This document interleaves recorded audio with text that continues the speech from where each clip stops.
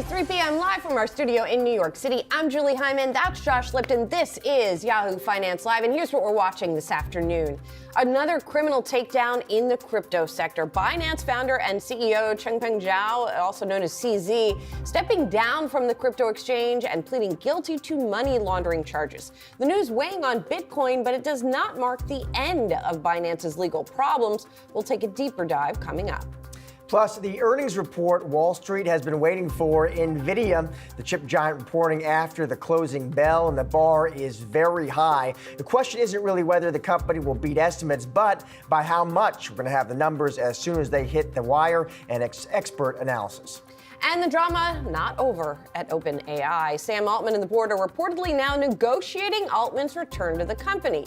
It comes after Microsoft CEO Satya Nadella signaled he'd be open for Altman to go back to OpenAI, but not without changes to governance.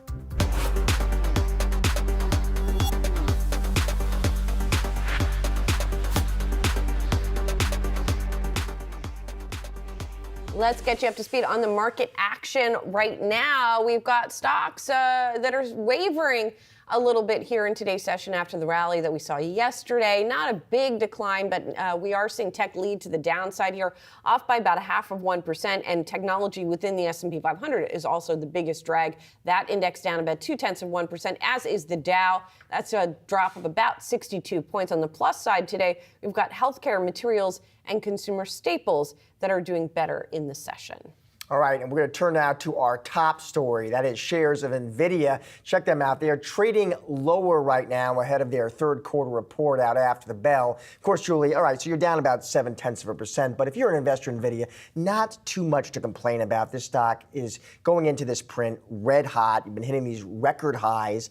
You're up about 240% this year. So the bar is very high heading into this. You know, investors are going to want to see a beat. They're going to want to see a raise. Key questions, I think, for investors. One is, what does demand look like for those AI chips? And secondly, about supply. Does CEO Jensen Huang have enough supply of GPUs right now to meet that demand? And if he doesn't, how is he sort of navigating that challenge?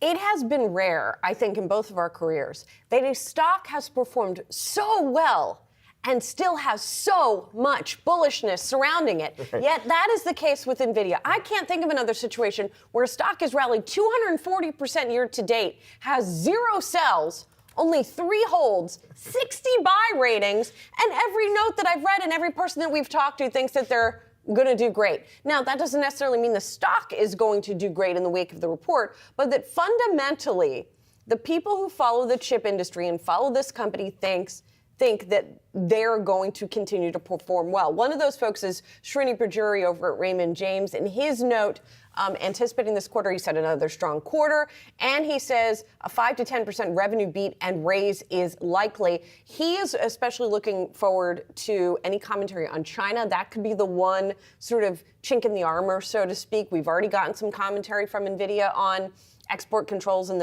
the effect of their revenue in China, but still, Pajjuri and others are still bullish. Vivek Arya over at Bank of America said the key will be China and what's going to happen in 2025 for Nvidia, but he too is bullish. Yeah, I mean, part of that too is, we talk about Nvidia. It is the face of this AI boom, and when you have a 240% surge in your stock price, obviously that does attract a competition, right? And you do see rivals trying to move in, and we talk about that. It's AMD, it's Intel, it's the hyperscalers, the big cloud giants. But the feeling right now among investors in the street is they simply have this very competitive moat. We're going to see how they react after the print today. And one more thing to mention, it's not just about Nvidia. According to Bloomberg data, that stock alone has accounted for 15% of the upside in the S&P 500 this year. It's the 5th largest component in that index. So because of its weighting, it's also going to be important for the direction of stocks. Exactly right. If they swing and miss after the bell today, you could feel that pinch even if you're not invested in that stock. Exactly. Well, moving on, founder and CEO of Binance, CZ, to plead guilty to criminal charges. Binance agreeing to pay billions in fines as part of the settlement with the Department of Justice. And here with the details, we've got Yahoo Finance's Jennifer Schonberger. We have been long waiting for news like this. Give us the details. Yes, we have, Julie, the U.S. government slapping Binance, the world's largest cryptocurrency exchange, with $4.4 billion fine and mandating that it exit the United States for violating U.S. anti-money laundering laws and sanctions. In charges being brought by the U.S. Treasury, Department of Justice, and Commodities Futures and Trading Commission, Binance violated the U.S. Bank Secrecy Act by failure to implement programs to prevent and report suspicious transactions with terrorists, including Hamas, Al-Qaeda, and ISIS, failure to report ransomware attackers and money launderers, and for matching trades between U.S. users and those in sanctioned jurisdictions like Iran and North Korea. Treasury Secretary Janet Yellen saying in a statement, quote, Binance turned a blind eye to its legal obligations in the pursuit of profit. Its willful failures allowed money to flow to terrorists, cyber criminals, and child abusers through its platform. To ensure that Binance complies with the full terms of settlement, Treasury will retain access to books, records, and systems of Binance for up to 5 years and monitor those. Binance CEO, as you mentioned at the top, Changpeng Zhao, pleading guilty and stepping down on account of these charges and will also pay a $50 million fine. There is more still on the legal fight for Binance to fight, but for right now, authorities charging Binance again with a $4.4 billion fine for violating U.S. anti-money laundering laws and sanctions. Back to you. Jennifer Schonberger, thank you for that. As Binance plans to settle criminal charges with the U.S. Department of Justice, we're taking a look at what lies ahead for the cryptocurrency exchange. And here to discuss, we have Moses Singer partner and former SEC attorney Howard Fisher. So Howard, first of all, let me just get your reaction to these headlines. What did you make of the report? Well, to use the technical legal term, wow. On one hand, ever since the SEC filed its original complaint about Binance, and referenced that Binance was deliberately skirting U.S. laws, deliberately skirting U.S. compliance obligations, and turning a blind eye to having U.S. customers and U.S. customers having transactions with sanctioned regimes and sanctioned individuals.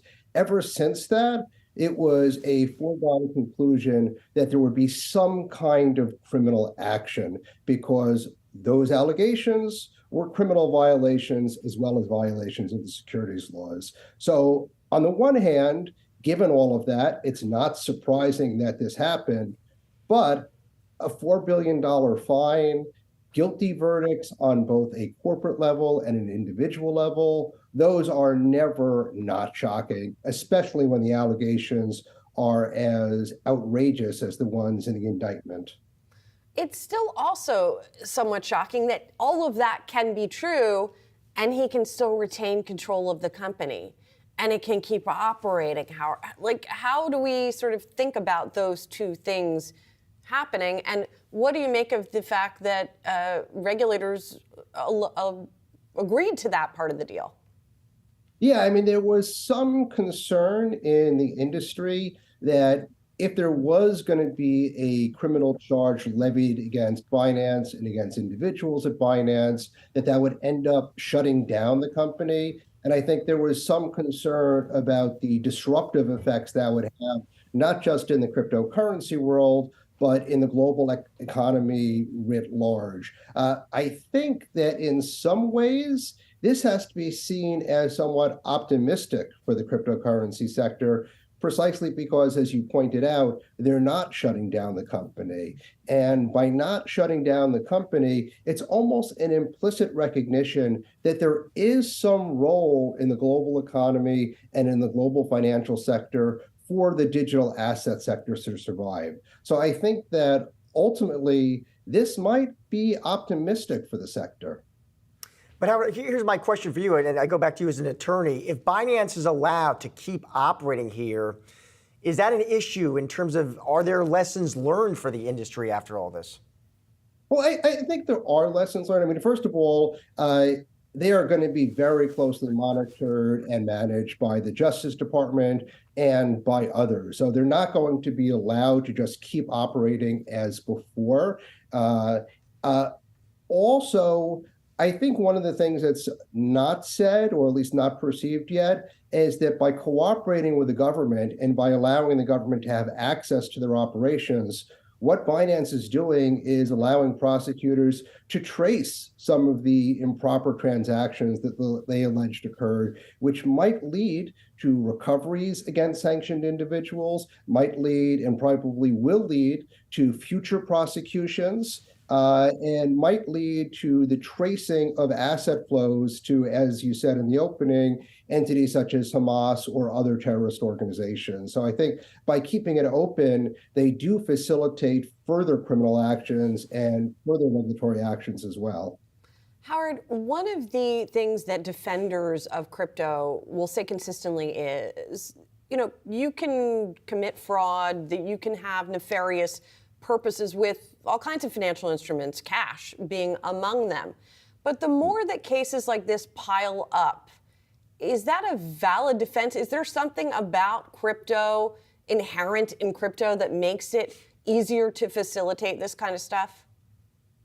On one hand, it does, because there's the anonymity associated with the transactions. But on the other hand, when you do something on a blockchain, the core aspect of blockchain is that every transaction is open, transparent, and traceable. So to some extent, crypto is actually not a great way to commit crimes, because it is much more traceable than a lot of cash transactions. So, in some ways, it is not inherently useful to criminals for that purpose. I mean, obviously, you have to trace whose wallets the assets went into, and that's a further complication. But I think as the industry matures and as the forensic industry matures alongside with it, we're seeing a lot more successful attempts by law enforcement as well as by private actors and lawyers to be able to trace crypto transactions and increase the ability to get justice and to find out where the funds flowed, who they flowed from, and who they're flowing to. And Howard, I'll get you out of here on this. You used to be at the SEC, so you're the perfect guy to ask this to, because the SEC, Howard, as you well know, they're also suing Binance and Zhao, the CEO. So does this settlement, Howard, does it impact and influence the SEC's case? Does it, in fact, perhaps appease the SEC in some way? No, it's not going to appease the SEC because it's completely different transactions. And in this case, the Department of Justice is alleging violations of the money service business rules, the money transmitting business rules, the Bank Secrecy Act, the Sanctioned Individuals Act. The SEC is a very different sort of claims. Those cases, the SEC case, is based upon a view that crypto assets are in fact securities, and as such should be regulated the way a normal securities transaction is. That is, they need to be registered. The securities themselves need to be registered. If you are acting as a broker-dealer, a clearing firm, an exchange, you have to be regulated as such. You have to be subject to examination, as those entities are subject to examination, and you need to have audited financials, as those entities are subject to. That's the regulation that they're subject to. So these are very different allegations, and it is possible that the resolution of the criminal charges will have a minimal effect on the SEC's prosecution of their claims against Binance US and Binance.com. Well, if and when those charges are resolved, we'll have you back, Howard. Thanks for your insight. Really helpful perspective here, Howard Fisher. Thanks. Major averages trading slightly lower today as the Fed gives no indication there's going to be rate cuts anytime soon. The minutes from the last FOMC meeting revealing monetary policy will need to remain restrictive until data shows inflation cooling more towards the Fed's 2% target. Joining us now in studios, Krishna Mamani, Lafayette College Chief Investment Officer. Thanks for being here, Krishna. Yep, thanks for having me. Good to see you in person. Thanks for coming in. So the minutes today just seem to confirm, maybe solidify the market's view that we are not getting any more increases, even though inflation still remains elevated. So how should investors be thinking about this? So I think the right way to think about it is inflationary pressures have certainly peaked, and therefore tightening pressures have peaked as well. The question is, how fast do we get to 2%, and what would be the pace, and how does the Fed kind of operate in that framework? I think for the near term, the downward trajectory probably is going to be slow, But I think things are building up where the pressures could actually, of inflation going down, actually increase quite substantially. If you look at used car prices, for example, and you look at retail sales, things are slowing down. And in that environment, inflation can go down much faster than what the Fed is anticipating today. May not be today, but in the first quarter of next year, second quarter of next year, things could change dramatically. And Krishna, you know, we had this nice rally in the equity market as investors have become much more comfortable with this idea that the Fed is going to really stick the soft landing. It's a rare, tricky thing, but I think investors are comfortable with that scenario. Is that what you forecast in 2024, a soft landing? Absolutely. I think everything right now is looking like it is about a soft landing rather than a hard landing or inflation re-accelerating. I think when people talk about it being rare, I think they're talking about a regular economic cycle. This isn't a regular economic cycle. We wouldn't have gotten to where we got to, and we couldn't have come down as fast as we did from an inflation standpoint if it was a regular cycle. And I think all those pressures are fading, and I think as the Fed tightening impacts the real economy, things are going to slow down. The question is, how fast do they slow down? And I think for the soft landing, what you're looking for is really things trending to slow down rather than re-accelerating. If things don't re-accelerate, we have a soft landing for sure. And so all of that being said, what happens to stocks then in 2024? So I think that's actually a good question, because what happens to stocks in 2023 is dramatically different than what may happen to stocks in 2024. Because right now, we are probably at the top end of the trading range until things kind of improve meaningfully. But for 2024, especially in the second half of 2024, you have lots of ingredients for things to fall in place in a really good way. And I would say, you know, inflation slowing down, growth continuing. I mean, growth not like the third quarter of last year, but with a two handle, that's very reasonable. Earnings continuing to go up, and most importantly, real rates coming down because the Fed thinks that it has kind of landed the soft landing, if you will. And so, Krishna, you sound constructive on the equity market as we head into 2024. Given that backdrop, what are the sectors that you think are attractive right now? I think that's the environment where, when rates are coming down, that's not the environment for value stocks. That's an environment for growth stocks. So clearly, tech or certain parts of tech have had a very good run. So maybe they don't go up as much and catch up to those valuations. But there are lots of other growthy parts of the market that can do very, very well. Small cap, I think the valuations there are extraordinarily attractive. I think they cannot remain in the dump that they have been for as long as they have been in that sort of an environment.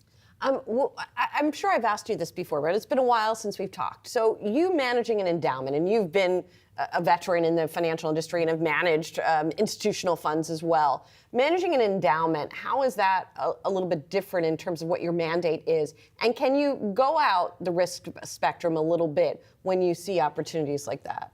That's an interesting question, because I think if you think about it, in the institutional space, endowments are the biggest risk takers there are. Oh, really? Oh, absolutely, by a wide margin. You look at their, not Lafayette, not to the same level, but because they have higher hurdles that they want to meet with respect to returns, and therefore private markets, venture capital investing, things like that are very, very large parts of their portfolio.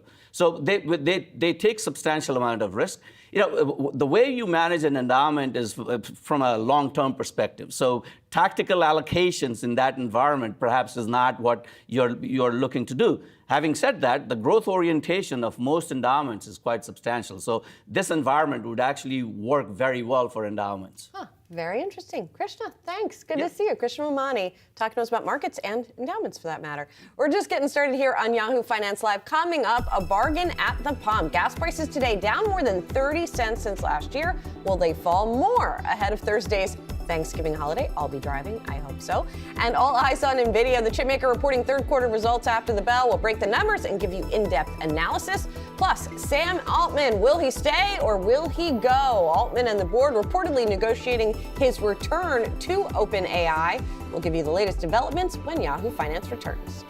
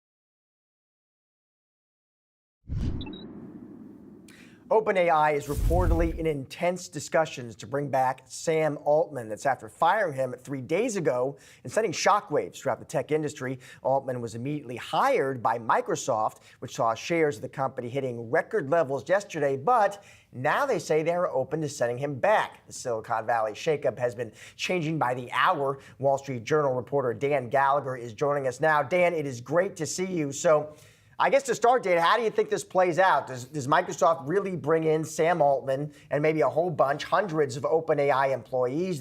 Hey, congrats to Nadella. They bring in one of the hottest tech startups on the planet, valued at, I think, down around $90 billion. Or does OpenAI's board cave here, Altman returns, and things go back to something like normal?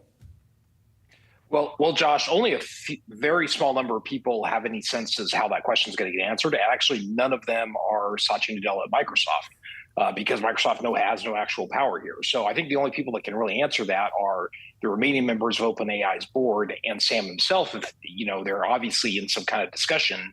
And so how that plays out, and if they decide to cave and reverse, and he decides to actually go back, it's all in their hands. And from what I've seen, nobody outside that group has any strong inkling of how that's going to work.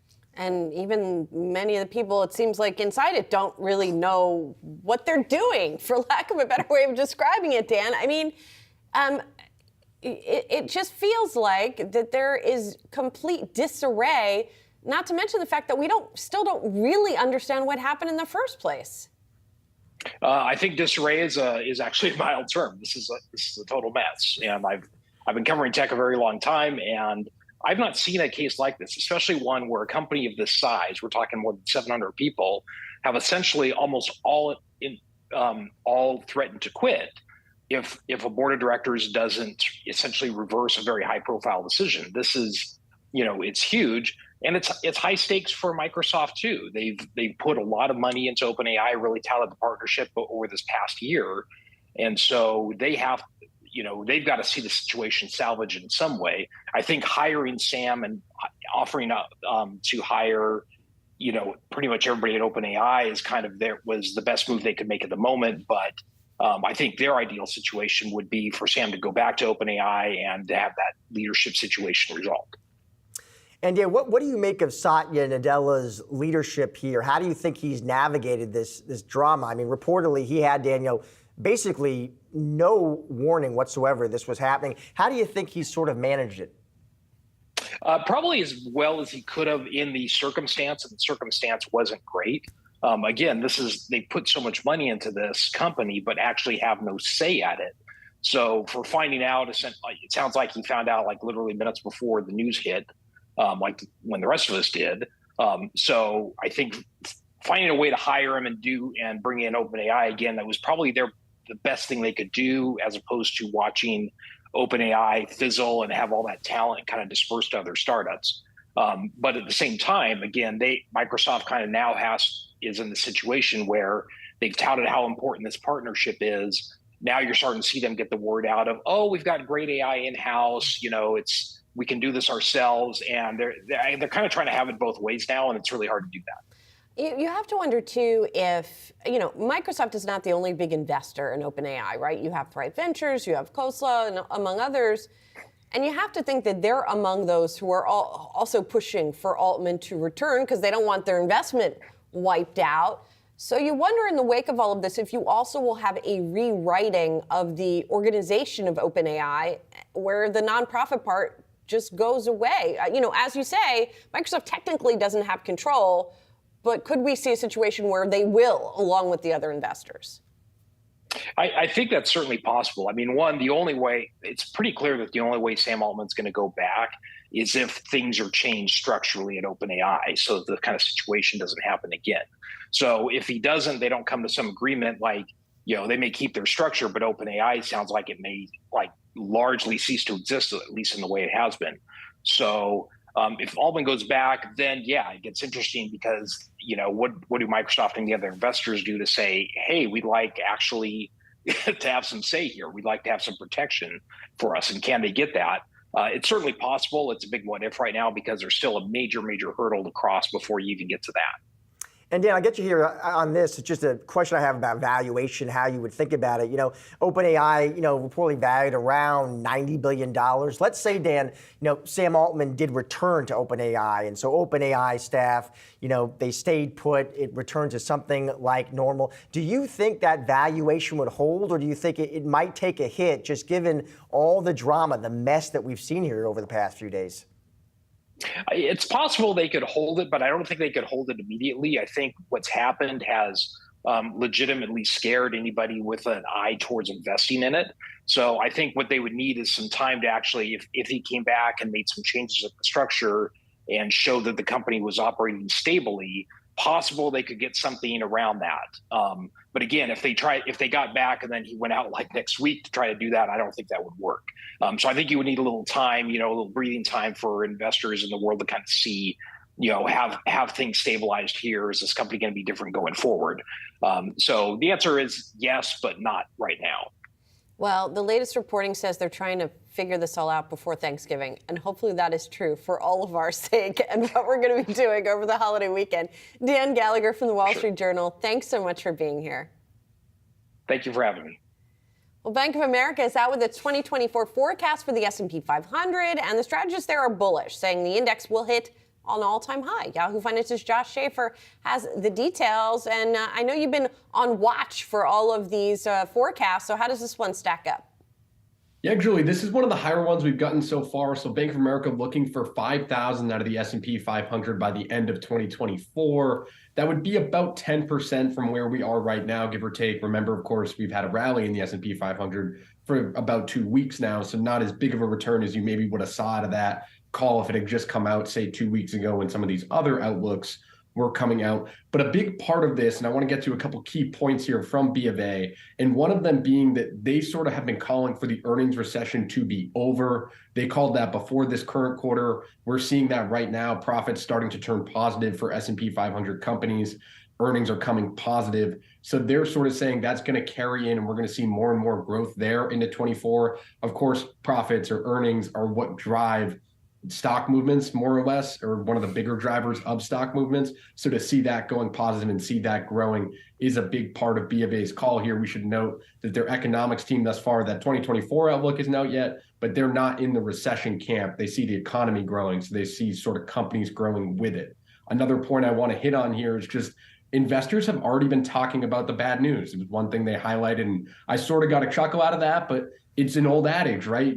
Known unknowns are good because we know about them, right? When you know about bad things, that means it might already be priced into the market. I think B of A is sort of getting at the concept of that highly talked about 2024 recession. If it were to come, or if it does ever come, even if it came later in the year, they feel like companies are well positioned for it. Think about the year of efficiency we saw in tech. A lot of these companies went out, they cut headcount, their margins are better now. They've come back better companies over the last year. And I think B of A thinks that overall companies are positioned well for that. A final thing I'll get to here, because this is something we're seeing a lot in these outlooks, is B of A saying the market will be a, quote, stock picker's paradise. Personally, I just enjoyed the phrase, but also I think what they're getting at here is even when we think about soft landing, right? Again, Bank of America feels pretty good about 24 and the economy not going into a full-blown recession. That doesn't mean everyone's a winner. Just think about retail earnings this week. Not everyone is winning when we cover these stocks, right? Some companies are not doing nearly as well because their margins aren't doing well, or maybe their inventories aren't doing well. When we think about the positive story for 24, that doesn't mean that it's going to be good for every company. And I think that's an interesting warning we're starting to see in some of these outlooks. Yes, we'll keep an eye to see what other ones we get. Thanks, Josh. Appreciate it.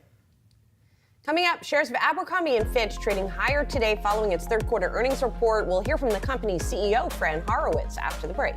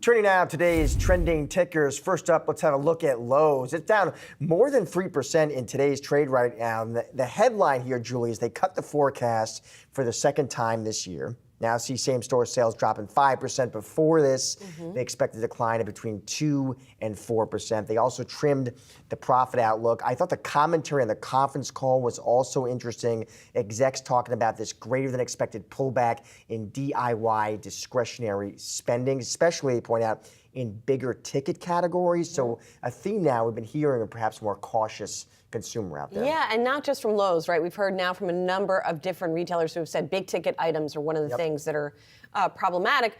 The problem with DIY for Lowe's is they make most of their money from DIYs. The pro business actually held up a little bit better, they said, during the quarter. What also stood out to me is a couple of analysts highlighting the gap between Lowe's comps and HD comps, which they say that gap is the highest it's been in about a year, which I thought was interesting. And we heard from Morgan Stanley's Simeon Gutman, who said that the investor debate likely hinges now on whether the comps we just saw do represent a bottom. And he kind of said, well, he doesn't know. And it's hard to see if anybody can tell what the trajectory goes from here, how it looks from here. Well, you just think, the drop in home sales, the higher mortgage rates, it just takes a bite for these names. Yeah, well, speaking of big ticket items, that is also problematic for our next mover, which is Best Buy, missing revenue estimates as it cut full year comparable sales forecast. Best Buy CEO noting that consumer demand has been even more uneven and difficult to predict. And that CEO is Corey Barry, who also said there's been a lack of innovation in the consumer electronics category. Guess what? Big ticket items are a problem for Best Buy as well. And the expectations for Best Buy were relatively low going into the print, and then it just came in worse than estimated, according to analysts here. Yeah, I mean, same-store sales fell. It looks like more than the street had predicted for Q3. They cut their annual forecast for sales and profitability. So sales, it looks like this fiscal year, as much as $43.7 billion. Previously, their bogey was more like $44.5 billion. Again, on the call, some interesting commentary. Execs talking about the consumer, saying in this recent macro environment, consumer demand has been even more uneven and difficult to predict. Yeah, well, problematic. Yep. All right, moving on to Abercrombie and Fitch, blowing past earnings estimates. The retailer also lifting its full-year net sales outlook after another quarter of sales growth, but down, it looks like, in today's trade. So raised its forecast, Joey. Strongly expected Q3 sales. Right now, looking for 2023 net sales jumping 12 to 14%. But the stock is down in today's trade. Of course, is it still down? Hold on to did it flip put a on pin me? in that. Is it still down or is it back up again? I was squinting at my screen a moment ago. Let's All right, see. well, hopefully we can bring it up and we can see. It's there, up now. Now it's up. So that is a nice reversal, yeah. which is impressive because the bar here was very high. That stock had been a rocket ship. It's up. It was already up about 200% so far in 2023. So initially, it almost was like, listen, it was a solid print, maybe some disappointment, but it looks like now we've reversed. Well, and it looked like also they were a victim of heightened expectations initially when you saw the stock pull back. But now I guess, people are still happy with it here. And then on the flip side, I frequently think of, or I used to think of, the 3 A's, right? Abercrombie and Fitch, American Eagle, Aeropostale. Now, Aeropostale is not a public company anymore, but American Eagle also reported expectations there were high, according to analysts, and then the margins did not come in and beat estimates. So that's something that has been weighing on American Eagle stock as well. American Eagle shares are still down. They're off by 16%. So it's just interesting, this environment, to watch what I used to think of as the teen retailers, although now those teens are older and they're still shopping there, right? Like we have a lot of 27-somethings on staff here, for example, who love Abercrombie and shop there quite a bit, which is quite interesting.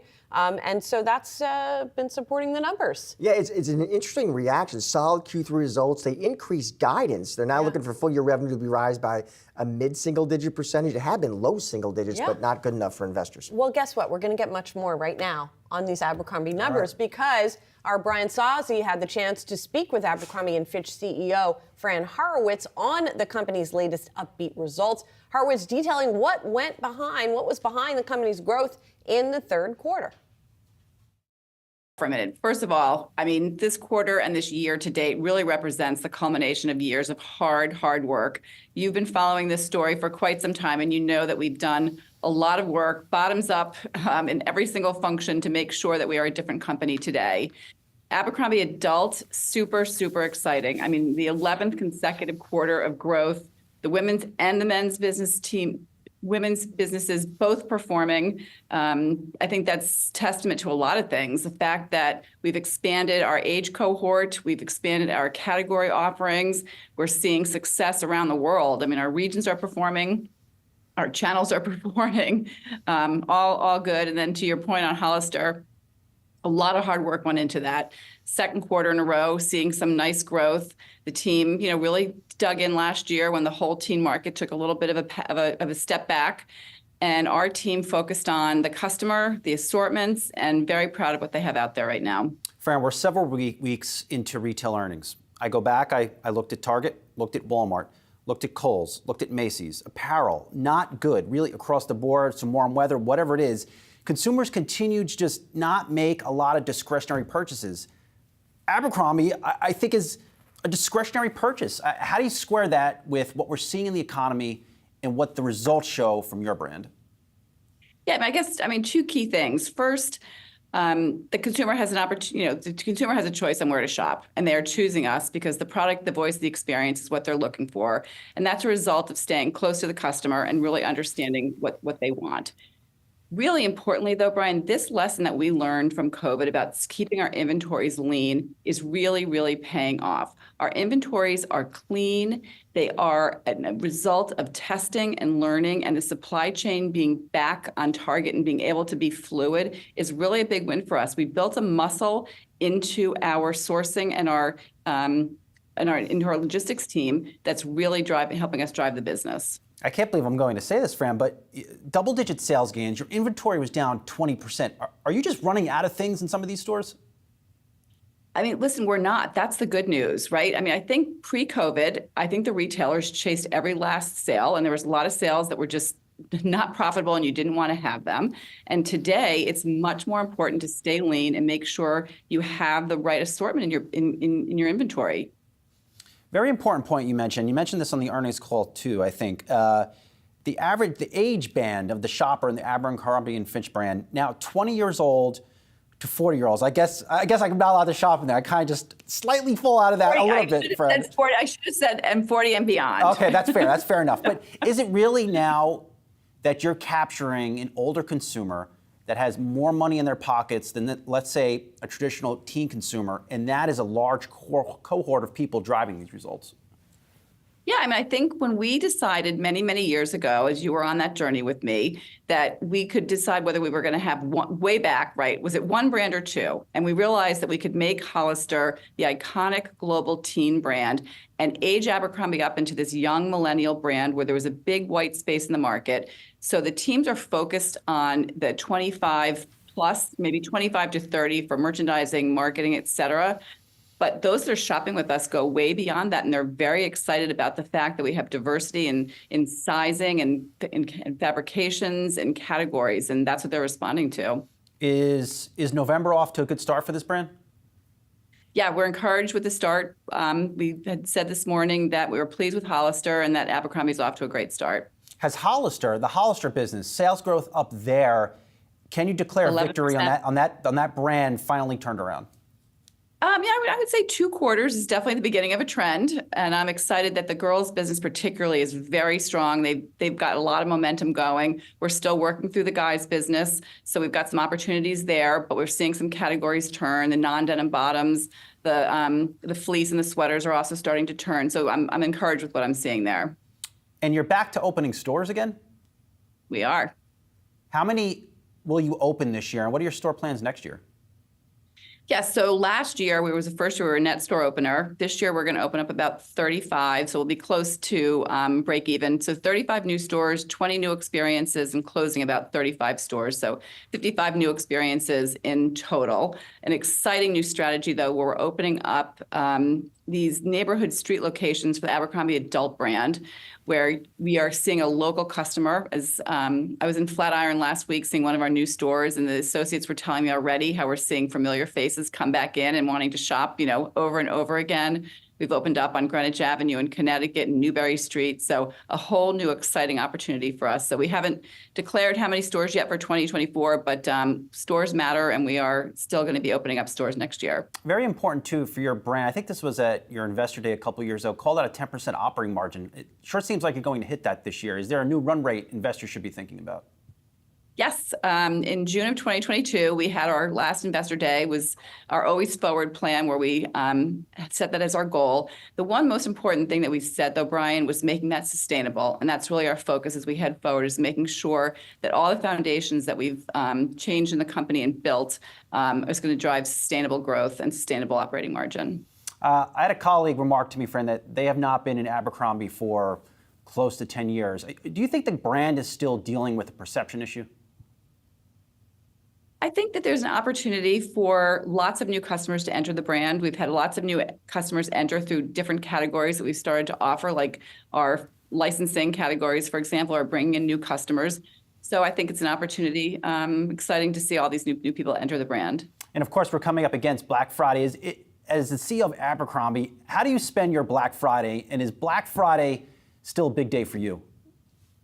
It is a big day for me. I'm a merchant at heart, Brian, and I just can't get it out of my blood. The energy and excitement that I get being in the stores on Black Friday is just incredible. So yes, I will definitely be out there seeing all those customers shopping away. Can't wait. What do you look for when you're in these stores on a Black Friday? What are some things you're looking for?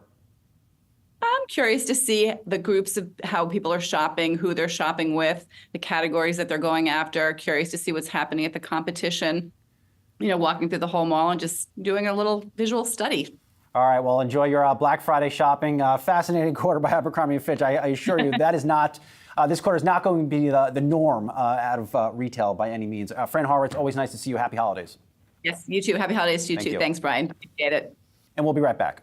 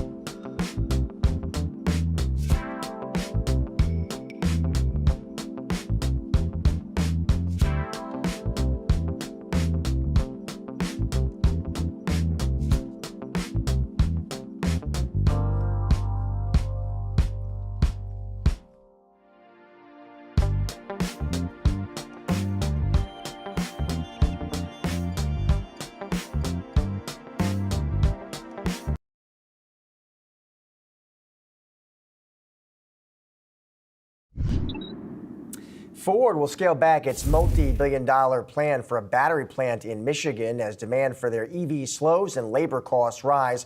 Our auto senior reporter Praz Sumaranian has the details. Praz. Yeah, hey Josh, Ford scaling back that Michigan battery plant, like you mentioned.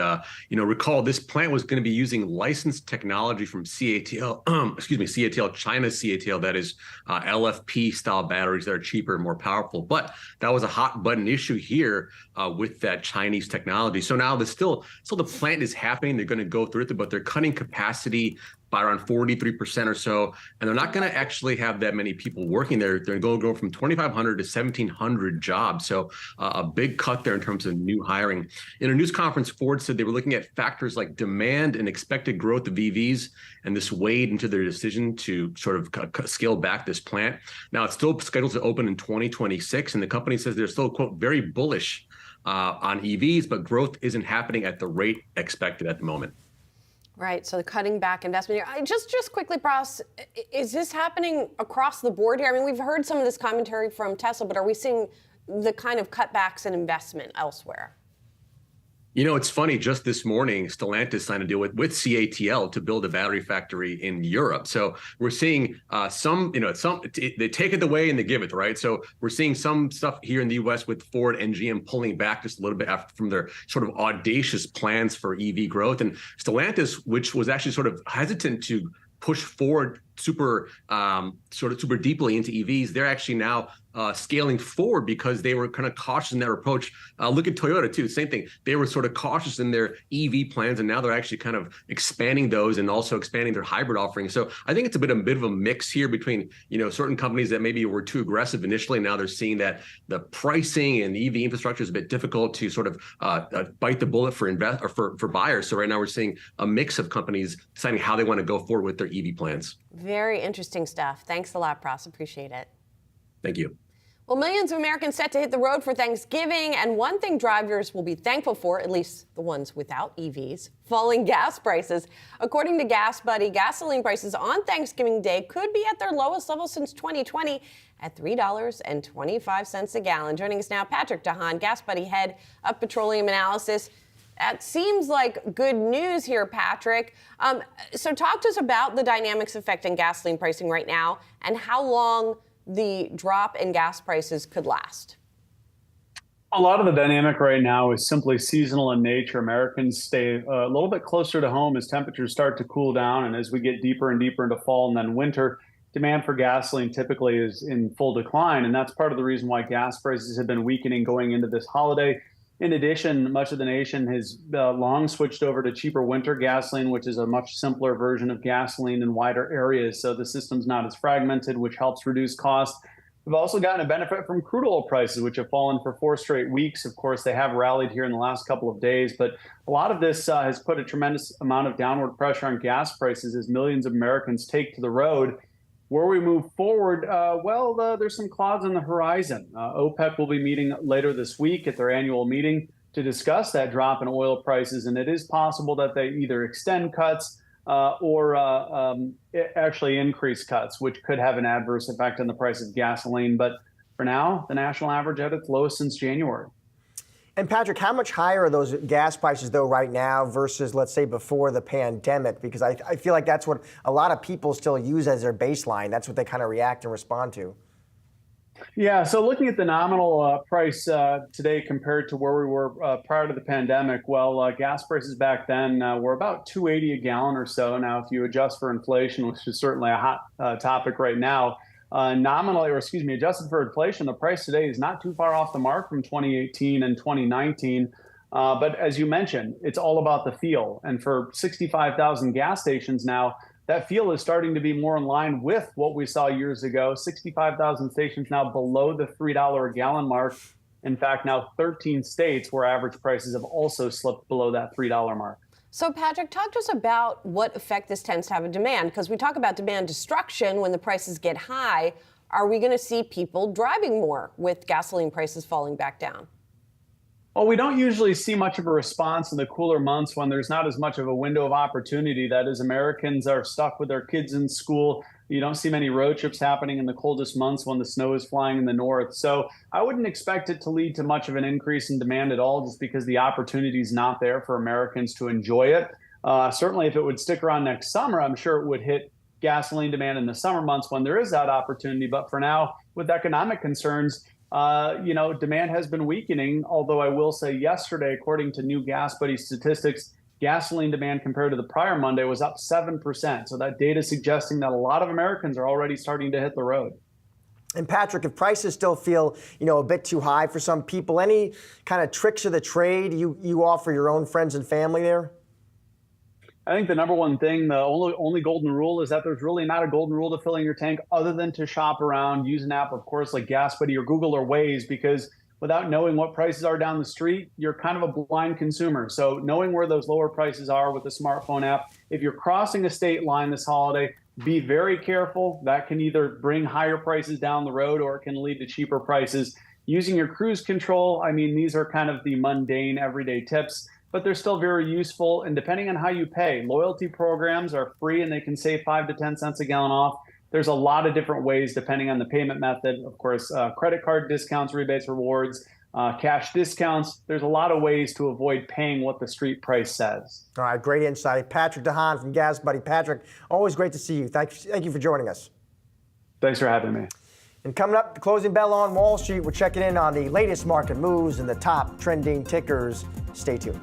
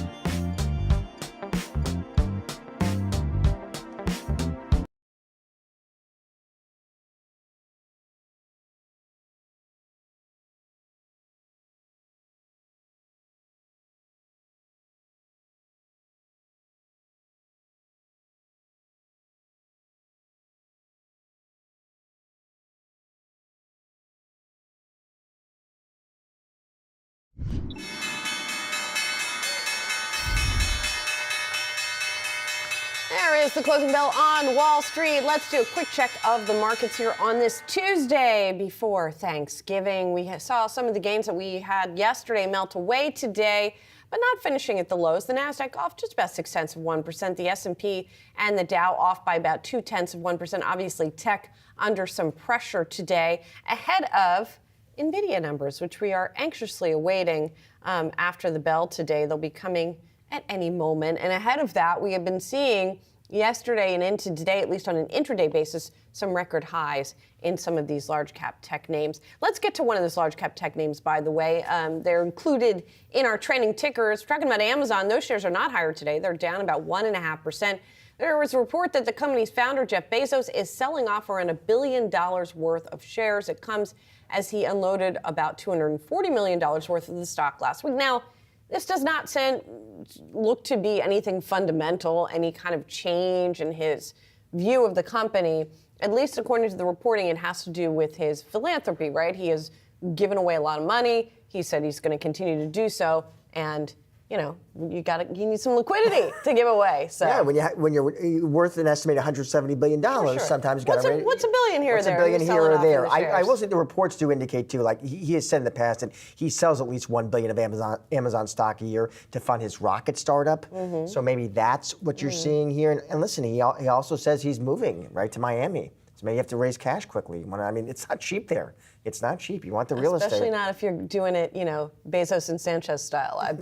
I'm fairly certain. No, life costs money. He has talked in the past about he does plan to give much of his fortune away, right? Like Apple's Tim Cook as well. So, but interesting moves here. Yeah, I mean, and it also could be an excuse, as we always talk about with these things, right? Are we really seeing the stock down as Bezos is selling himself? By the time a filing comes out, is it actually the sale on the day? Is it that other people have seen the news and they're using it as an excuse to take some profits in a stock that's done pretty well? All of that could be sort of jumbled up in what's going on. Agreed. Moving on, VinFast stock soaring today on Wedbush initiating coverage with an outperform rating, raising their price target to $12 a share. So they have a new friend on Wall Street. It's our friend Dan Ives, actually, at Wedbush. Initiates the EV maker with the buy. The target goes to 12. Clearly thinks this is a company that's going to gain share. Says VinFast is well positioned to generate a durable product portfolio for electric transportation, Julie. Investors are not sold on that, right? VinFast, you see the shares, the chart, it was a de-SPAC, right? So you had it. So when you're looking at these companies, $10 is the benchmark, right? That's the price at which the SPACs come public, and then when they de-SPAC, it reacts based on the company that they have bought. So it's at $5.99. So that tells you how the street is sort of valuing them here. There has been a lot of enthusiasm periodically about this EV maker based in Vietnam, which sells its vehicles globally here. And so it's interesting that Ives is throwing his hat in here. He says that he's visited their operations in Vietnam firsthand, and he's impressed, very impressed with their EV footprint. And he says that their global strategy is going to pay off. Not a lot of coverage, by the way, on the street. We've got 3 buys, 0 holds, 0 sells. Average target is $9. All right, that's where we stand. And finally, Symbotic, check out that stock, jumped today after the robotics automation company reported a 25% fourth quarter revenue increase and also raised guidance. That's a move. That's a huge move in today's trade. So Q4 revenue beats consensus, Julie. Forecast revenue for Q1, that also was ahead of where the street was at. And looking through the analyst responses, it seems like the street was generally pretty constructive on what they saw here. So this is a warehouse automation company. And like VinFast, it was also a de-SPAC, actually. So this was a company that began trading last year after it combined with a SoftBank-backed investment vehicle, a SPAC. And this stock, in contrast, has done quite well. Again, if $10 is the benchmark and it's trading over 50, that lets you know that there is more confidence here. So when you're talking about, warehouse automation, it makes sense. There's some enthusiasm, and obviously it had a big leg up here on the numbers here. The company's forecast really coming out ahead of estimates, and last quarter's numbers looking pretty good too. Cash flow positive, EBITDA positive. So that's something that folks like to see with startups as well. Yep. All right, moving on to stocks. Let's check the markets today. Edging lower here, the S&P 500 on track to snap a 5-session winning streak, but it may not be all bad news for the week. Jared Blickery is here with a deeper dive. Jared.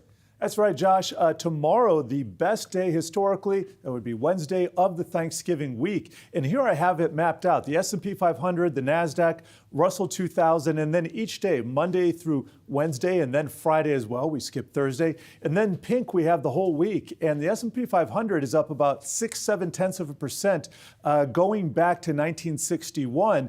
And you can see the Russell 2000 actually does the best for the entire week.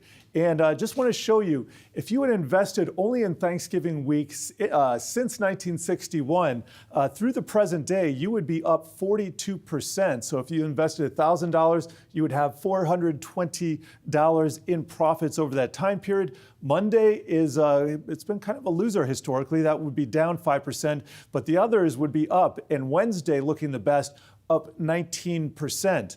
And then drilling down into some of the sectors, energy is actually the number one, going back to 1999, up about 1.5%. And these others are up more than 1% as well, on average, or actually on median, I should say. That's materials, tech, consumer discretionary and communication services. Then we have some of the laggards here: consumer staples, industrials, real estate, healthcare, utilities, financials. All of those are just up minuscule amounts.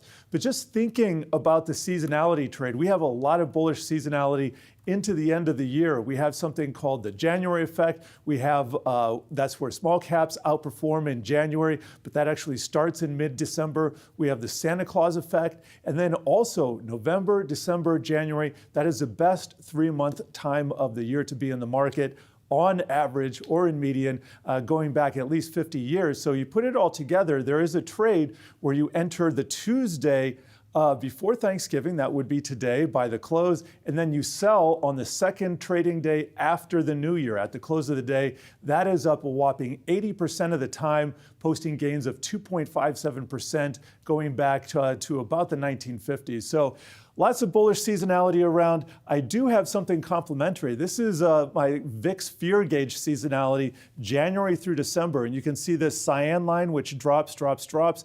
That is what it usually does. And so far, we have pretty much played out as expected. So lots of bullishness into the new year. Of course, anything can happen. I always have to add that caveat, but maybe just enjoy this for what it's worth. All right. Thank you, Jared, for that update. Appreciate it. All right, let's get to Nordstrom earnings just hitting the wire. The share's initial reaction here is lower. Now, it looks like the company's earnings per share actually beat analyst estimates, but the sales coming out weak here. So earnings per share coming out 25 cents. That is well above estimates. The company also talking about an improvement in margins, but revenue was down to $3.32 billion, missing estimates. And the company's revenue forecast of a 4 to 6% drop for the full year remains unchanged here. Earnings per share forecast for the full year is going higher, $1.10 to $2.10. The company saw $1.80 to $2.20 in earnings per share for the full year. So the bottom line here is that sales are weakening, continue to weaken here for the company. Total net sales were down 6.8%. For Nordstrom overall. Even digital sales were down at the company, but inventory is in better shape, and the company is therefore, the margins have been improving a bit. Yeah, some commentary here from the CEO as well here, Eric Nordstrom, saying, talking about the third quarter, they made progress against their priorities. They talked about, as you mentioned, Julia, they're pleased with the resulting improvements in gross margin and earnings. Given continued uncertainty, he says, and softening consumer spend, we're remaining agile and focused on serving our customers. So again, a little bit more of that color we've been hearing about softening consumer, cautious consumer. The stock, remember, heading into this print was down nearly 10% year to date. In the after hours, it's bouncing all around that place. Yeah. The initial big drop, and now we're actually up about 1%. Yeah, and if you look at where investors have sort of been putting their attention thus far this earnings season, they seem to be rewarding companies who do have that margin discipline, at least in some cases. In the case of a Target, for example, even though Target sales were weak because it was improving its margins, investors seem to like that. We'll see if that goes for Nordstrom as well, and whether it is poised for, when sales eventually do recover, then to also get a boost in profit. That's something we heard a little bit on Target. Obviously very different companies, but nonetheless, a theme that we heard a little bit about this earnings season. Yeah, we have an analyst coming up to ask those questions too. We're going to do that. All right. Meanwhile, sales of previously owned homes dropping 4.1% in October, falling to the lowest level since 2010.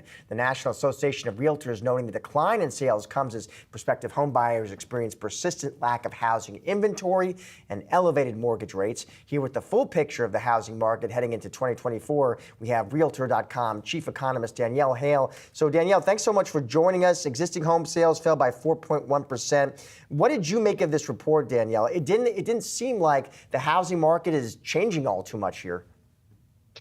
Yeah, it's a lot of the same old in the housing market.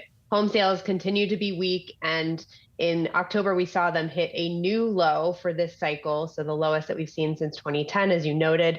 And despite the low level of sales, though, prices have really been surprising. They've continued to hold on and actually even continued to go up on a year-over-year basis. So we're almost getting a tale of two housing markets, depending on whether we're looking at the sales activity, which is extraordinarily low right now, or the price activity, which is holding on very close to long-term highs in the housing market. It's creating a lot of confusion probably among buyers who are trying to decide, do I wait or do I move ahead?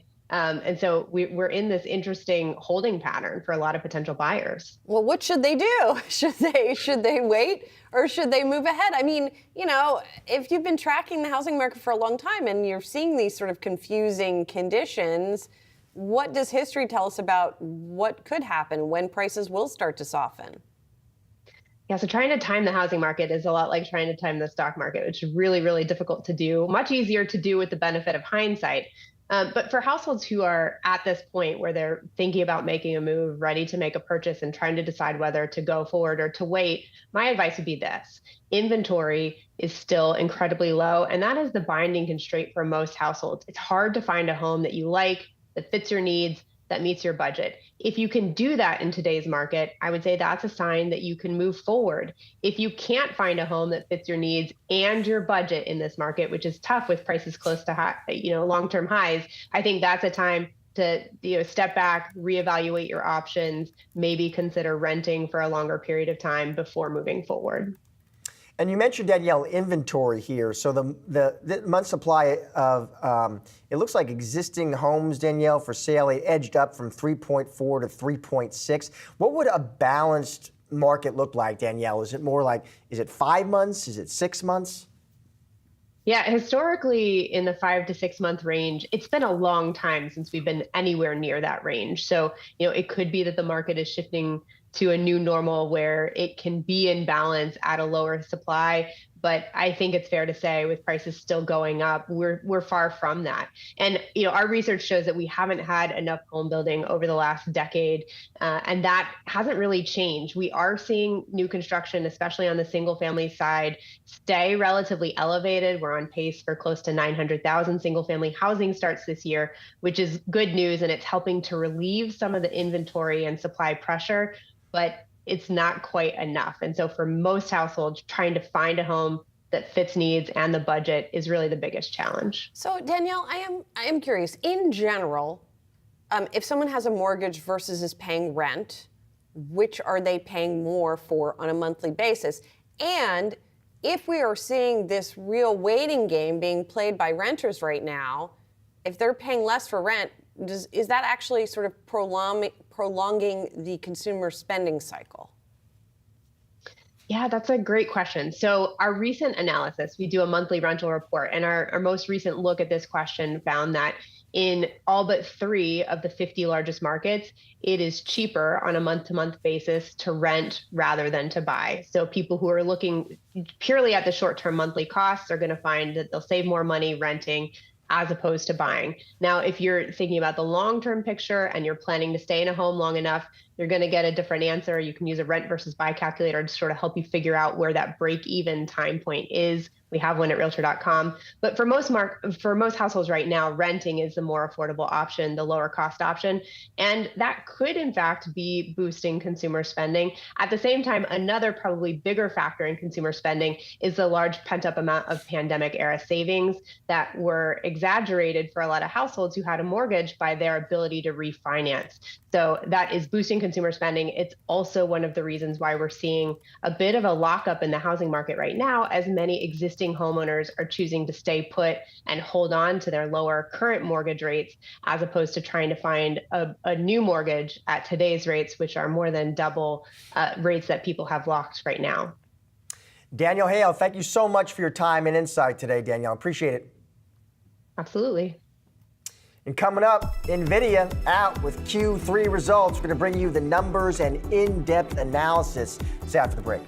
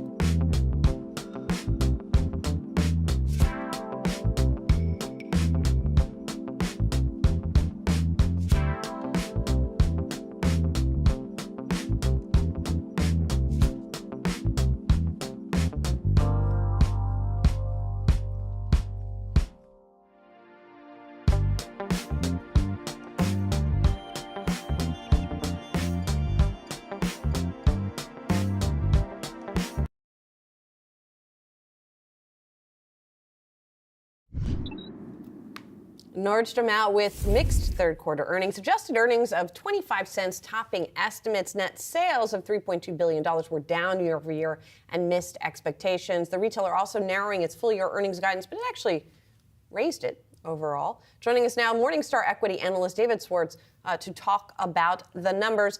And David, it does strike me here that we seem to see margin and profitability improvement even if sales are not doing so great. So which are we weighting more heavily here? Clearly, Nordstrom sales are quite weak. Sales decline of 7% is pretty bad, and especially compared to my estimate, which is down 3%. So Nordstrom sales were pretty weak, even compared to pretty low expectations. Now, the margins, as you referenced, are not bad. The margins are holding up a little bit, which suggests that Nordstrom is not discounting quite as much, and that Nordstrom has sacrificed some sales for margin. But realistically, Nordstrom needs to generate top-line growth. It can't consistently report these negative sales growth numbers as we've seen the last few quarters. So, David, if that's the if that's the goal here, get top line working again, are there levers they can pull, David, to make that work in the quarters ahead? Nordstrom is doing a number of things. They're doing a lot of changes with merchandising, opening a lot of rack stores to try to generate growth at rack. They've had some changes with the online business. They've cut back on some of the kind of expensive online sales to try to make this online sales more profitable. I don't know if that's really generating top line growth at the moment. It seems based on this report and also last quarter that rack is performing a little bit better than it had been the last couple of years, but now that the main Nordstrom stores seem to have dropped off. That could be because luxury sales in general have been declining. It could also be that Nordstrom is just making a lot of mistakes in terms of fashion and is not stocking the right merchandise. And David, there's been some changes in the C-suite there as well. So they've got the new chief merchandising officer, Jamie Nordstrom, appointed in September. What did you make of that appointment, David, and what do you think his top priority should be? Yeah, Nordstrom has had a lot of problems the last few years. There's no doubt about it. And there have been a lot of changes. They brought in other executives too, some who have backgrounds in more of the discount apparel space at retailers like TJX. And, I think they're trying to figure out a model that really works for both rack and for the Nordstrom stores. They have made a lot of big moves, for example, pulling out of Canada at the beginning of the year. Then they've really now kind of doubled down on rack. They're opening a lot of rack stores and planning to open many more. So I think that they are looking for a model that works.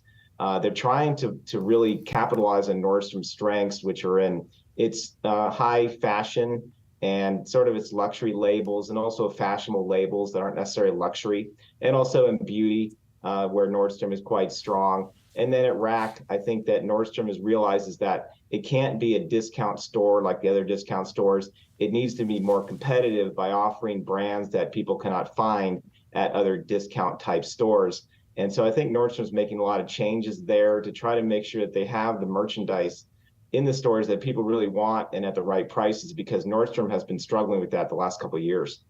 And David, just to broaden out the conversation, at this point we've heard from a lot of retailers and frankly a lot of names in your coverage universe. I'm just interested to get your take on, after you're reading through these reports, you're hearing from these executives, what's your take on where the consumer stands right now, David? Because you do hear these retailers, listen, they're not using the R word, they're not using recession, they're not using downturn, but you do hear this kind of caution creeping in when they talk about their guidance and their forecasts. What's your take on how you think the consumer is holding up here? Yeah, we have heard mixed messages. Some retailers doing pretty well. Not every retailer is reporting declining sales. So I don't want to be too negative, but certainly we have seen some retailers that are struggling.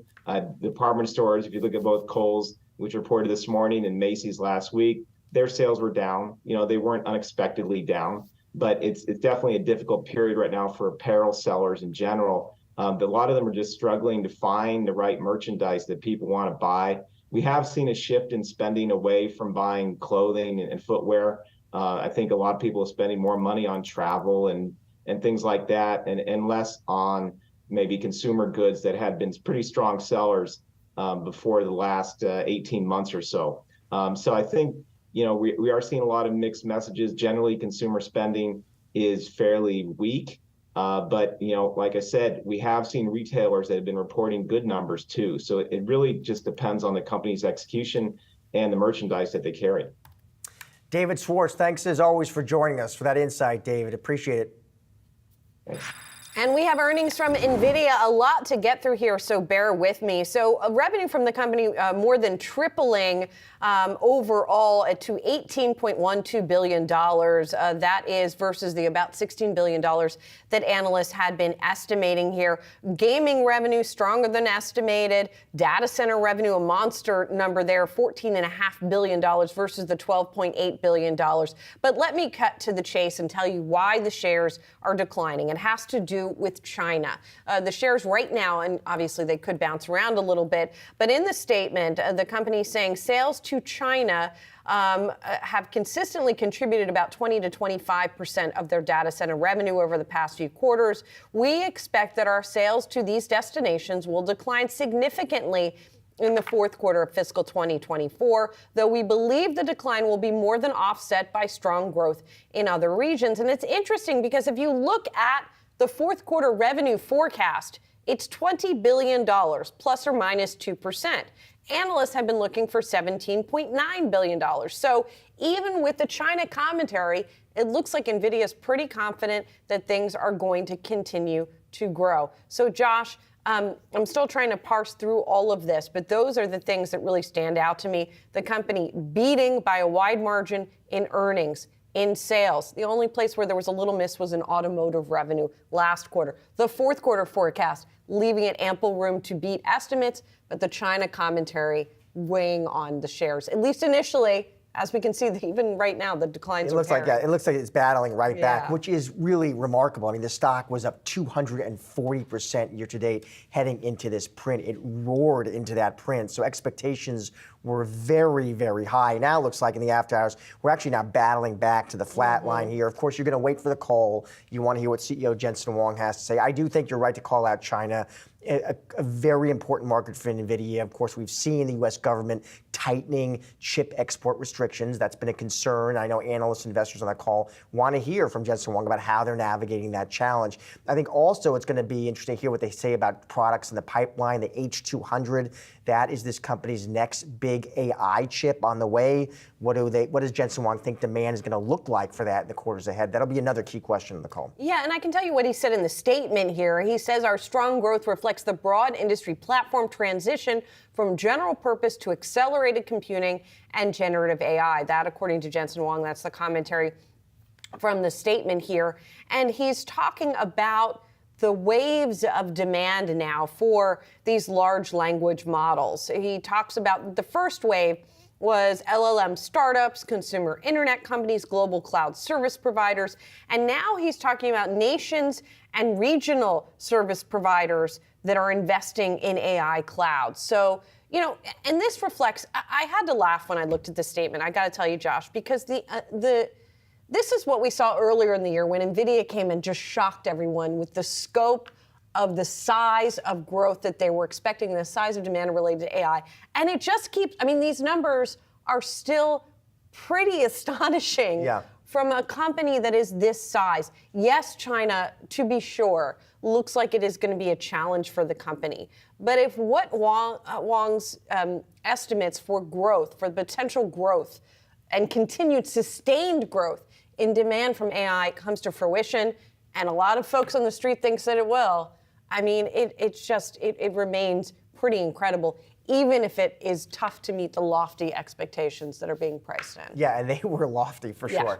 Coming up, more in-depth analysis of NVIDIA's Q3 earnings report. That is after the break.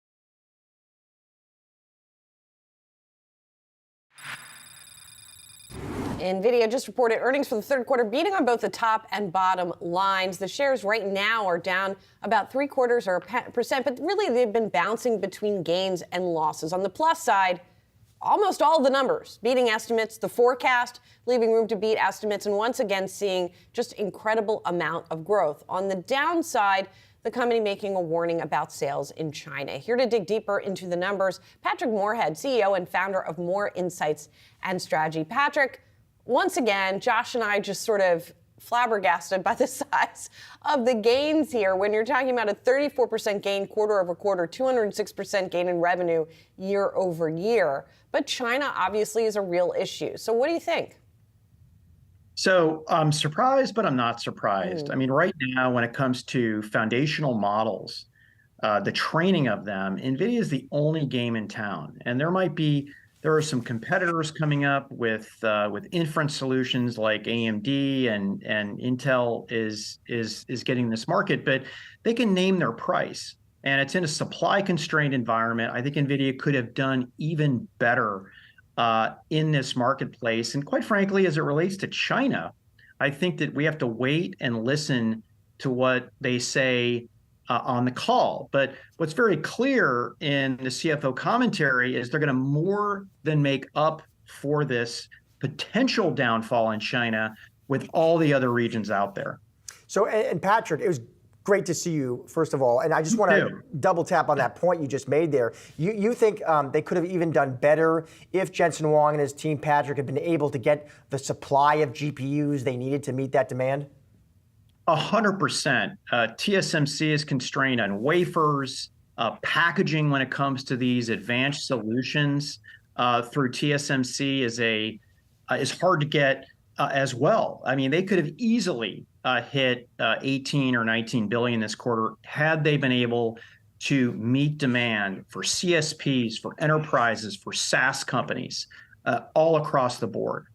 And so I guess we'll be looking for commentary on that too, whether they're going to be able to ramp up the supply chain even more. Absolutely. And they have a tight collaboration with TSMC, but there's a lot of other people for vying for wafer time. You have Apple, you have Qualcomm, you have AMD.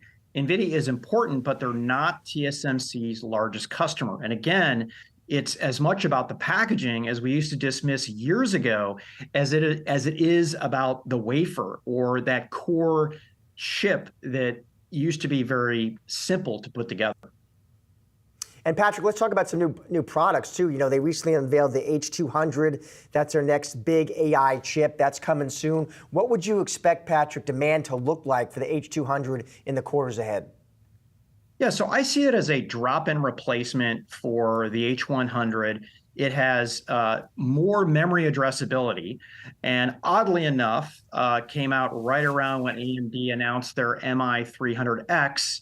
Their value proposition was, hey, look at how much memory we can address. You don't need multiple cards. So it's just taking it to the next level. And like I said before, adding additional memory isn't necessarily that core chip, but packaging and adding more bandwidth to it. But again, constrained by TSMC. Is there anything else constraining them? I mean, besides TSMC in China, in other words, when you look at the demand trajectory for these chips, for AI computing power, I mean, is it just like as far as the eye can see here? For right now, at least the next 3 quarters. I mean, Julie, we have servers that are sitting stranded at places like Lenovo, HPE, and Dell, and even the hyperscalers that are waiting for these GPUs. They can't ship, and that's why there's been a lot of softness in the server market, is they couldn't ship these GPUs. Now, over time, right, as we saw with machine learning, this market will move to inference, which is actually running those applications after these gigantic models have been built. But I think we have at least another 3 quarters where it's heavy duty training here. But if I'm playing chess here, 3-dimensional chess, right? NVIDIA is looking to the next limit, which is looking at these trillion parameter models, 10 trillion parameter models that the researchers are looking at right now. And NVIDIA is banking on getting that next generation to take this beyond the next 3 quarters, when a lot of the competition hits on inference from the AMDs, from the NVIDIAs, the startups like Grok and Cerebras. And Patrick, I just want to get your take on that competition, dig into that a little more. I mean, listen, when NVIDIA stock's up 240% this year, that attracts a lot of competition. So AMD and Gelsinger and his crew at Intel and the hyperscalers, the big cloud giants, when you look long-term, Patrick, who among those do you think really poses the greatest competitive risk to NVIDIA? The first competitive risk is AMD, because they have an architecture more like NVIDIA has that is GPU-based. And then the second would be Intel. And right now, Intel has some different types of architectures that are merging. They will be a player. You know, this is a big game of big dollars that you have to pay TSMC to get in line, but nobody feels comfortable right now being so reliant on NVIDIA, and the entire industry is looking for solutions. So it's really up to NVIDIA to keep extending that lead out there, keep investing in it, and that's the only bet that they can make. And the one advantage that NVIDIA has right now that we don't talk about a lot is they have a software advantage. They have a programming interface that enterprises are used to, has become the de facto standard. The AMDs and the NVIDIAs and all the custom silicon folks, by the way, that are going into AWS. We saw with Azure that Google has, is they're getting so reliant that they're thinking about, well, they're actually developing their own training chips and inference chips for AI. So there will be a lot more competition coming. You know, I've estimated that some of these cards from NVIDIA could be 1,000% gross margin when I look at the cost basis of that, and that's not sustainable. But if the market keeps growing, NVIDIA could keep on growing even with all this competition as the market grows. And at least for the next, the previous 3 years, this insatiable demand has just gone up and to the right. You know, Patrick, go back 2 years, and a lot of these chip makers were really focused on diversification, NVIDIA included, right? I look at this quarter, obviously the vast majority of their revenue and profit is coming from data center. Gaming did pretty well, about $2.9 billion. Automotive, very small part of their business at this point. It missed analyst estimates. Okay, so it doesn't matter now, right? Because data center is going great. Is it going to matter at some point? Do they need to beef up some of those other areas? And if so, when does that need to happen? Yeah, so gaming is what we look at next. And year over year, the company actually did pretty well. And I do think historically there was some crypto that was in there, but also during the pandemic, people were sitting home playing a bunch of games. But as the pandemic went, also the lack of AAA games to motivate people to upgrade. So I'm feeling a lot better about gaming but it still has not reached its pandemic high of Q1 FY23, where it was 3.6 billion in the quarter versus 2.8. Diversification is key, and I think that NVIDIA is putting nearly as much effort into these other businesses as their AI, because listen, a year ago, we were talking about the data center, back in Q4 of fiscal year 22, the data center and the gaming business were the same size. In fact, the gaming business was a little bit bigger, right? So NVIDIA knows kind of these in and the outs, they have to invest for the future. Yeah, but even though NVIDIA is going to get more competition, the market could continue to grow, again, based on this next generation, these trillion parameter models, 10 trillion parameter models. That's what NVIDIA has to be banking on right now. And NVIDIA is vertically and horizontally integrating. You may have been familiar with one of their products called DGX Cloud. Mm-hmm. DGX Cloud is actually sold by the NVIDIA sales force and fulfilled by cloud service providers. They're also offering their own models to license. So they're trying to lock in to where even if somebody comes on and maybe has a better product, that they can keep the train going. We'll see if they can succeed. So far, so good. And I love that reminder about the gaming revenue relative to the data center revenue less than a year ago. It is just incredible. Patrick Moorhead, really invaluable to have your insight at this moment. Really appreciate it. Thanks, Julie and Josh. Appreciate it. Coming up, Elon Musk's lawsuit against Media Matters. We'll dig into the details on the other side of the break.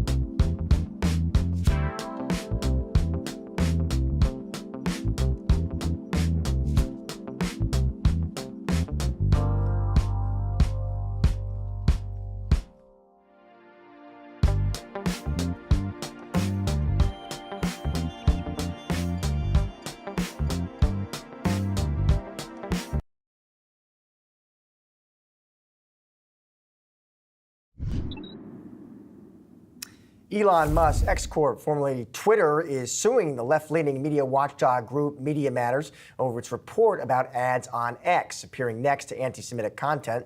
Companies including Disney, Apple, and IBM, among others, pausing ads on X in the wake of that report. X now alleging in its lawsuit that Media Matters was trying to drive advertisers away from the platform and, quote, destroy X-Corp. For more on this, we turn to Todd Kreiselman, CEO and co-founder of Media Radar, which has been tracking advertisements on X. So, Todd, thank you for joining us today. You know, your firm, Todd, has unique insight into, how much and where marketers are putting their dollars to work. When you look at advertising spend on X, Todd, what are the trends and themes you're seeing? Well, look, overall, 2023 has been a real turnaround year for X. This is a business that we see has improved really markedly since Linda Yaccarino, the new CEO who came from NBC Universal, brought people with her, brought discipline, brought advertisers, And so we've seen really big, we've seen a more stable business, a business over the year that is up single digits. We've seen the number of advertisers up almost 20% over this year over year through October. So a lot of things that I think were really positive right up until, a few days ago. At the same time, and when we're showing some of your numbers here, maybe the total number of advertisers has increased, but some big advertisers have been slashing their ad budgets on X to almost nothing, right? That is true. And that was even before this latest situation, correct? Correct. Those are not folks who departed, in the last week. But for all of those who left, there's another group who have really surged. In fact, some of those same brands you showed that were pausing their advertising, some of those were some of the most successful wins, sort of top 10 advertisers, IBM, Disney, Comcast, Apple. These are some of X's largest clients today. And Todd, though, when you look at that group of companies that have paused now, are there some names, Todd, that are more impactful than others? Like, for example, I would assume, when Apple pauses, that's a big deal. I think all of the brands that are up on your screen are really, well-known brands in the United States. And so I think they all matter. We have studied this, however. This is not the first time there's been an incident on a social media network. YouTube and many others have faced the same kind of moment in time just like this. And what we observe at Media Radar is that it lasts very short window, couple days, a week. It is very rare that advertisers who pause leave the platform for good. That's not a thing. We've seen over the years, this is something we study a lot, and these pauses tend to be very brief. How do we measure how effective the advertising is on these social media platforms? Is it impressions? Is it click-through? And by those metrics, how does X compare to its social media peers? So I think X is quite favorable against its peer set. Truthfully, it can be measured based on the objectives of the client. So for example, we saw Comcast on that list, or let's say it was Apple TV. They're not necessarily looking for someone to immediately sign up and subscribe to something. It may be that they're first just looking to see, does a user who clicks through watch the content that's being marketed? So definitely there are the examples like Amazon and others in the e-commerce space who are looking to see, does someone buy? But it's not the only objective of an advertiser, and certainly X is competitive on that front. They have a very large audience. It is very hyper targeted, and that's generally good for business if you're in social media. It's good for the advertiser. Now, as you're measuring what's going on there, do you have a way of verifying the allegations that Media Matters has made that, ads from some of these large advertisers were in fact up against anti-Semitic content? And if I'm an advertiser, is that the most important thing I'm watching? Or is it what Elon Musk is tweeting on the platform, or both? So, a great question. We don't track the content, so we're only looking at the advertising. So Media Radar, we can say if someone starts, if someone stops, how much money they're spending, what is the marketing message. So that's we're not in a position to be sort of a third party to say, was there, bad content right next to someone's advertising. But I will share with you, as a rule, advertisers are always worried about this. Yes, of course, anti-Semitism of all things, but there's a lot of rancid content around the internet, and social media companies work very hard to try to find a way to eliminate unsavory content whenever they can. Todd Kreiselman, thank you so much, Todd, for bringing us that data and your insight today. Absolutely. Have a great afternoon. You too. And coming up, what to watch tomorrow, we bring you the stories you need to know ahead of your Wednesday.